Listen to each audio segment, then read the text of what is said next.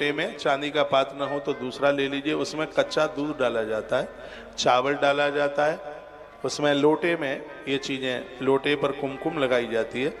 एक दिया लेकर के जाते हैं, जल चढ़ा देते हैं बेल वृक्ष की जड़ों में और दिया जला करके वहाँ पर रख देते हैं और उस वृक्ष की एक परिक्रमा लगाई जाती है, वंदन किया जाता है, प्रणाम किया जाता है। इससे घोर गरीबी समाप्त होती है।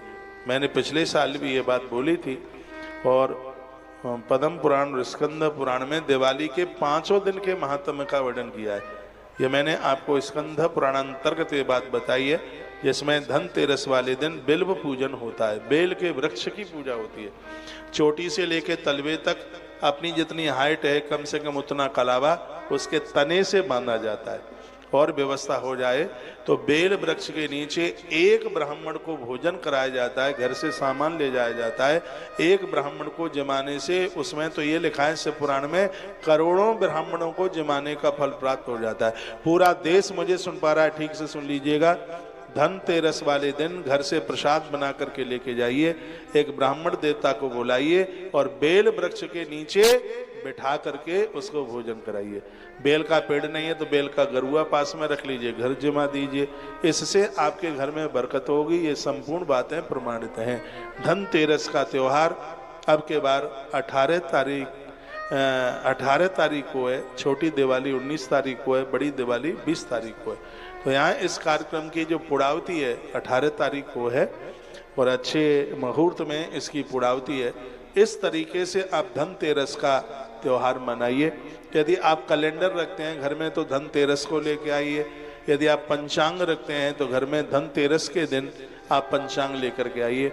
और अपनी दुकान के लिए कोई बही खरीद रहे हैं आप, एक बही मैं भी खरीदता हूँ साल में एक आध बार, उसमें हम आपके नाम लिखते हैं, आपके नाम उसमें लिख लेते हैं, आपके नाम, मोबाइल नंबर, ये सब उसमें लिख लेते हैं, क्योंकि इस दिन कलम और बही, अब स्याही आती नहीं है, नहीं तो इस दिन स्याही खरीदना भी बहुत शुभ माना गया है। पूजन हल्दी और कुमकुम से करें। इसमें जो भी पेन आप चलावें तो इसमें काली स्याही प्रयोग में न लें, इसमें लाल स्याही को आप प्रयोग में लीजिए। ये बहुत समझने के लायक बात है। जो बात लिखने के लायक होती है उसको आप लिख नहीं पाते। जो भी आपको अपने रजिस्टर पर बही में लिखना है उसको लाल स्याही से लिखिए। और एक बात और बोलूँगा, एक नोट 20 की और कागज की एक नोट दोनों को पंच कर दें और उस पे के ऊपर एक मंत्र लिख लें दोनों नोटों के ऊपर, ओम ऐम ह्रीम क्लीम श्रीम महालक्ष्मी नमः। ओम ऐम ह्रीम क्लीम श्रीम महालक्ष्मी नमः। माँ लक्ष्मी का अद्भुत मंत्र है। दोनों नोटों पर ये लिखकर थोड़ी उस पर हल्दी कुमकुम लगा करके, और जहाँ अपनी दुकान में जहाँ आप गल्ला रखते हैं वहाँ, या जहाँ पर आप अपनी रोकड़ घर में रखते हैं, तिजोरी में जहाँ भी कहीं रखते हैं जहाँ आपका पैसा रखा जाता है, ये 21 रुपया वहाँ रखिए। तुम्हारा कभी काम 19 होगा ही नहीं, हमेशा 21 ही होगा। एक सुपारी में कलावा लिपेट करके वो और रख दीजिए। इसको बहुत ज़्यादा शुभ माना गया है। देखिए, मेहनत तो करनी पड़ेगी, पैसा ऊपर से नहीं टपकेगा, लेकिन इन सब चीज़ों से धन आने के रास्ते खुल जाते हैं।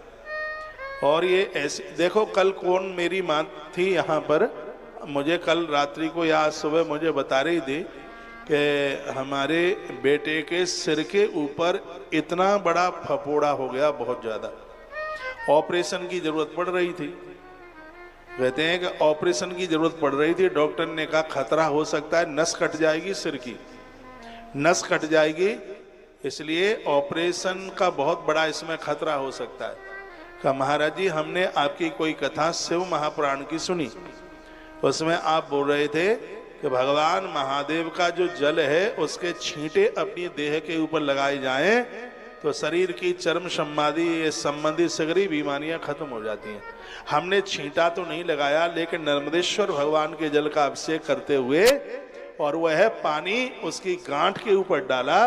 महाराज जी, पूरी वो गांठ थी वो अपने आप गल करके नीचे गिर गई और हमारा बच्चा स्वस्थ है। पुष्कर की माता जी थी, हाँ, जिन्होंने एक बड़ा अद्भुत, मैं 2-3 साल पहले उनके घर भी गया हूँ। वो रात मुझे यहाँ पर वो मुझे बता रहे थे, ये कथाएं कितना प्रभाव कर रही हैं, चमत्कार दिखा रही हैं, वो तो हमें भी नहीं पता होता। जब आप अपनी बातें आकर के बताते हैं तब इसका बात का पता लगता है